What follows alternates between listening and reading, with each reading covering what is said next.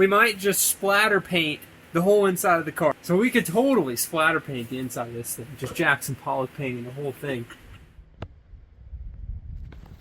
What a beautiful snowy day here in southern Indiana. Calvin got my rally tires mounted up for me and they look sick sitting out here. So this is what it looks like when you show up to the Rad Ranch. You get to turn all the lights on. So just finishing up on the rally car, I got the seats, brackets, harness mounts, all of that stuff done. Come to find out, I need to actually weld in those plates that are the backing plates for the harness mounts, the little loops. So I'll take care of that whenever I'm under the car. Right now, I'm gonna get started with taking the steering column apart, the front end out of this car, and getting all the suspension stuff dialed in, including fitting the new rally tires and the new wheels on the car. I think the white letter Hoosiers are just gonna look sick.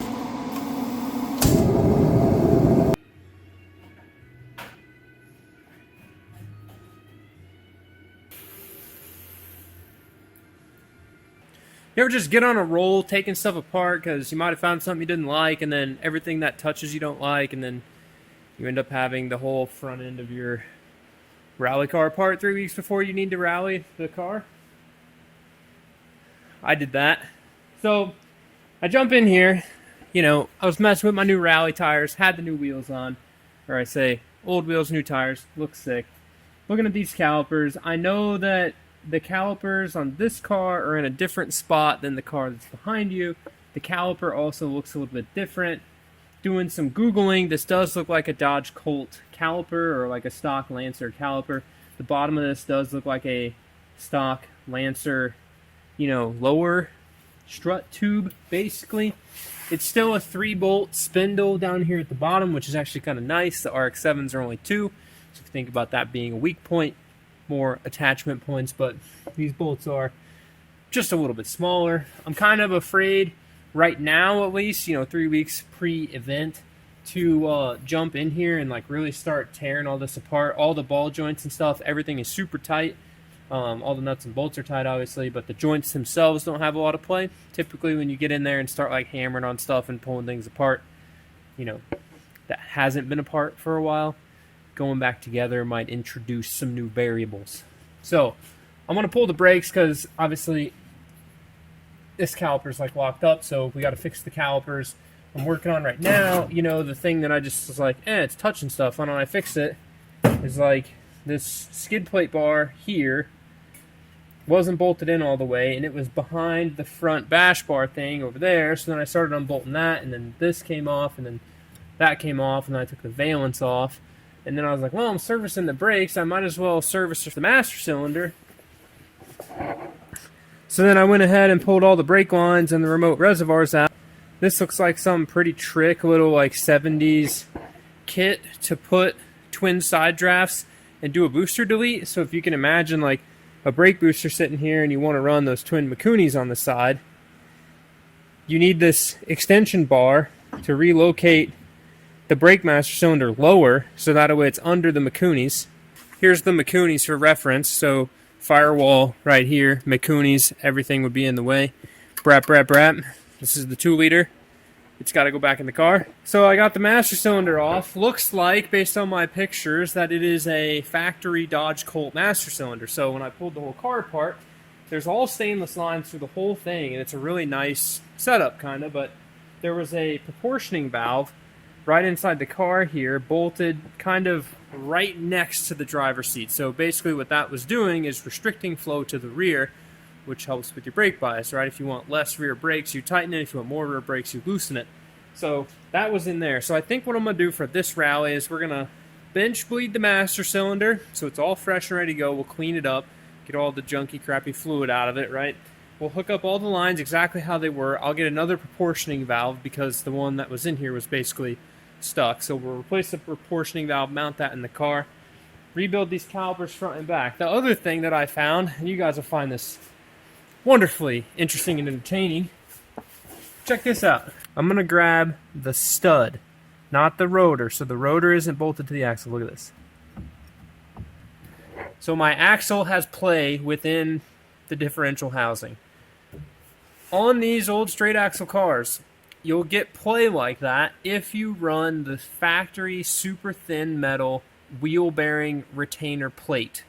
So the Radix 7 has these thicker, big 3/16 thick plates bolted on that hold the wheel bearing in. And if you can imagine, in rally, in tarmac stuff with big slicks, tons of grip, tons of impact and force, you can actually bend that plate out, which then lets your axle move back and forth in the diff. I haven't tried the other side, but I'm just going to assume they're both torched. So I've got to figure out a way to probably, in all honesty, just make sure that the axle has fluid in it, and we're going to run it at the first rally, and I will sort some sort of way to make this sustainable.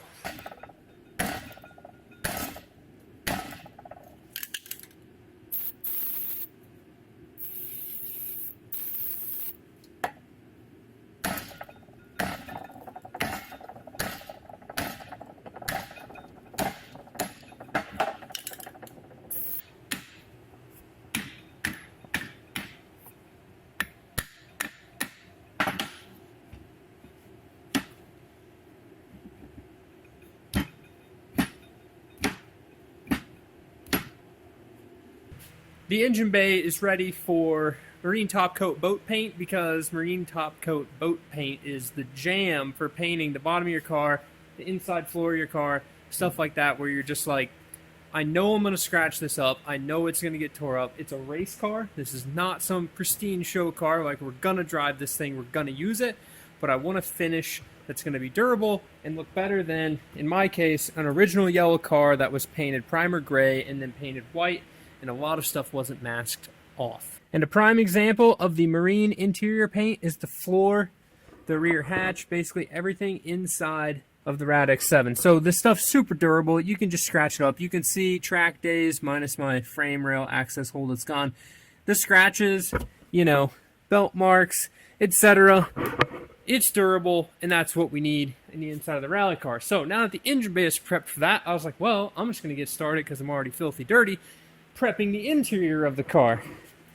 Interior prep work. As you can see, I haven't gotten that far, but getting to doing the interior prep work, I was like, oh my gosh, I still need to weld in and build a floor plate for Calvin's feet to ride on, so that he doesn't fly out of the chair or just look like a little, you know, baby in a high chair with his feet flailing trying to read notes and end up throwing his peas all over the place. So I welded in this bar right here, which is some thinner wall square tubing. Now, hindsight, I should have welded this at a little bit of an angle that matches the angle of Calvin's new foot bar, but no big deal. It was easier to just weld it flat. So I'm going to have to bend the edge of the aluminum sheet that's going in here, which leads me right into the spider web of bars. But the next bit, which is making the aluminum sheet. So I started with some CAD, cardboard aided design, which is this piece right here. This is the floor plate as it would have been flat. So you can imagine this piece right here bent over like that. I had to add some section that I cut off, and then the bottom inch of it down there that's touching the aluminum will have a little lip on it in order to mount to that steel bar. I've mapped out this exact cardboard aided design on here. We're going to add in right now the bends, but just so you guys get a picture of how this is working. So from here to here, perfectly straight line, and from here to here. And it's not quite a bend so much on that second one up there, but there will be like a little bit of a bend, I guess, the end of this. That's going to flare up so I can mount it to the firewall. So what you're looking at is me taking a 3D part and mapping it into 2D effectively. This is going to be the simplest little walkthrough. 2D flat planes of aluminum are not very strong. Okay, you can push through them. That's why you see people put those dimple dies where they like smash it down to create a little bowl, and that adds rigidity to the aluminum sheet, or you'll see them bead roll it. I don't have either of those tools here, so we're going to make something work. So what you see is this inner structure, and you'll see this as I cut this out and bend and flare and do all the cool stuff.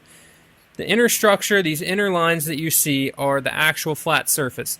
These sections I've added outside of them, I'm going to bend those sections around in order to make effectively a C channel, right, of aluminum. Now, the ones where Calvin's feet are going to go, here and here, I'm actually going to bend those towards Calvin so that his feet can't slide off the edge. The other ones I'm going to bend down. I've added these sections out here such that I can cut all of this, notch the edges, bend all of the sheets in the main bends where I need them, the horizontal lines you see here, and then go through and bend down each one of those edges. I'm just going to end up doing it with a hammer and bending those down, and that's going to give me some more rigidity in the floor plate. So that's my long-winded answer to I quit working on suspension because I started cleaning the engine bay, and now I'm working on a floor plate for Calvin because the list of things to do for this car is very long.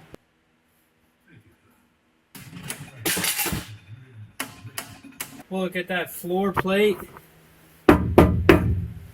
Not going anywhere. Raised edges so Calvin's feet can't slide off. Both sides. Nice little platform. The next step for fabrication inside the interior is actually, where do I put my battery? So let me grab my battery because I might mount the battery to the floor plate, whereas my previous idea was to mount it to the firewall, but right here. So the battery is in with all these monkey bars. Got my arm in here to point at it. Here's the little baby battery. So it's a Braille 21 lightweight AGM battery. This is a very nice Braille battery bracket. Got both of these parts off of bleedingtarmac.com, specifically for wanting a smaller package battery that I could put inside the cabin or in the engine bay. Thinking ahead and knowing where I'm going to put my fuse block, all my relays, basically all of my wiring, my master kill switch, all of that stuff is going to be in the dash. So the master kill switch will be in the center of the dash over here where both of us can reach it. Easy for emergency responders to see.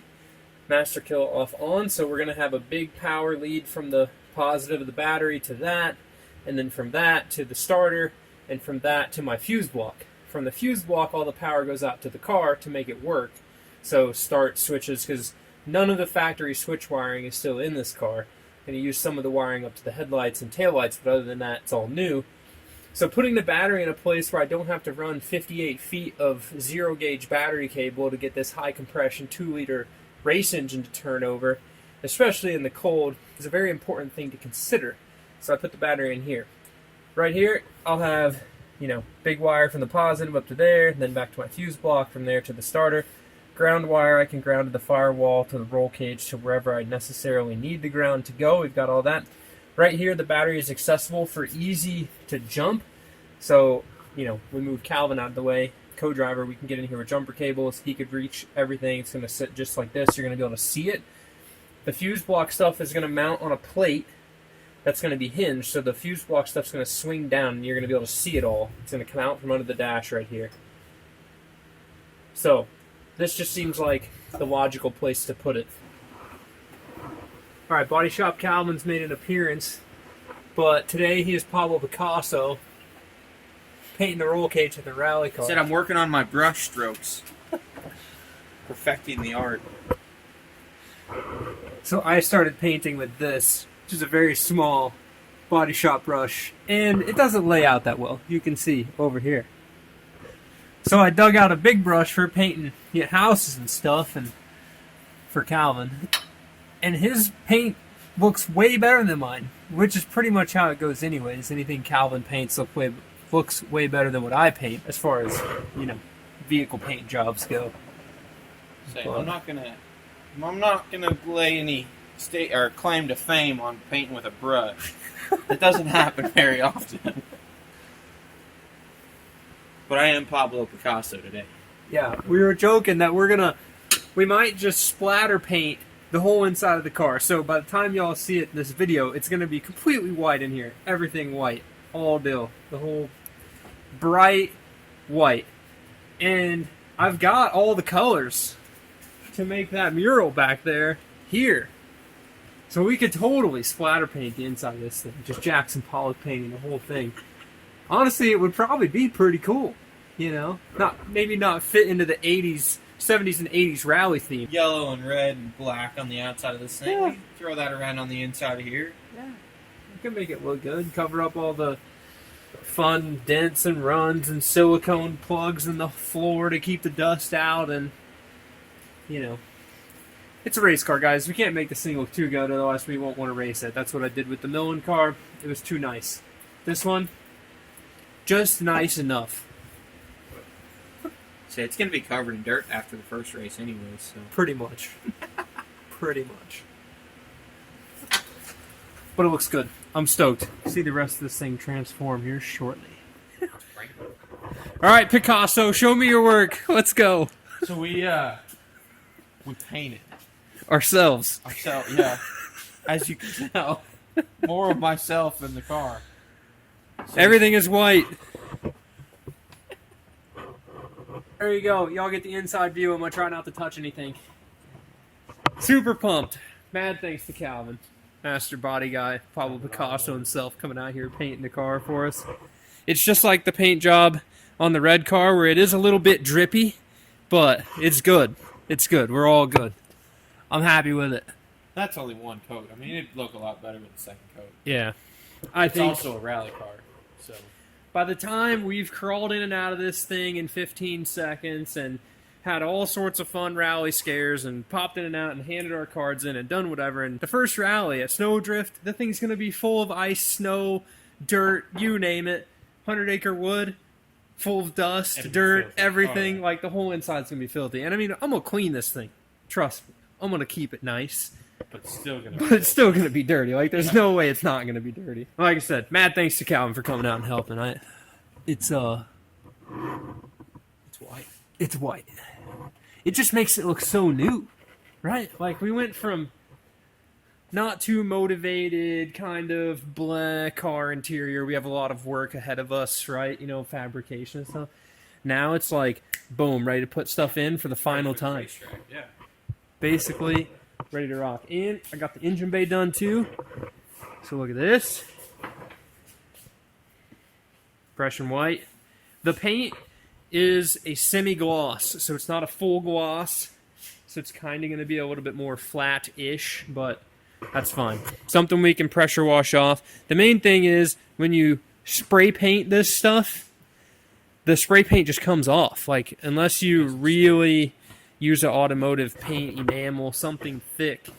You know, if you rattle can your engine bay, and I go in there with a pressure washer after a rally, it's going to blow right off. So this stuff's way thicker, and it holds up, and that's the main reason for it. Yes, if you're lucky enough to see this car in person for enough of a time that we're just not a blur flying past you on a gravel road and it's clean, you know, the finish could be a little bit better. But I mean, it looks like we were just trying to emulate like a wood grain look. So, yeah. I mean, it's not bad. It could be worse. It's a distressed 1700s cabinet that's been restored. Yeah.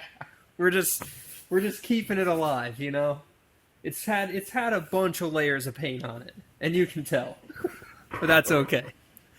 50 shades of gray, we're 50 shades of white. We got white and yellow and white, gray, more white. That's part of it. It's character. Yeah. It makes it fun. So, with that, guys, thank you so much for watching. Love seeing all your guys' comments on the videos. I know the rally car stuff isn't exactly rotary engine stuff. We got a lot of rotary guys here, but I appreciate every single one of you guys that watches the videos. And I'm excited. Calvin's excited. We get the seats bolted in here and the harnesses bolted in here, and then us strapped in here and go race this thing. Maybe go make some dust. It's going to be... Or I guess ice here shortly, but dust. It's going to be a heck of a good year. So thank you guys so much for watching. Keep it rad. We'll see you in the next one. Letty just full blown ripped that tarp. Letty, did you chew up my car cover? Hey, come on, get up. Get up. Why'd you chew up my car cover? Letty, you chewed up my car cover. What are you doing? What?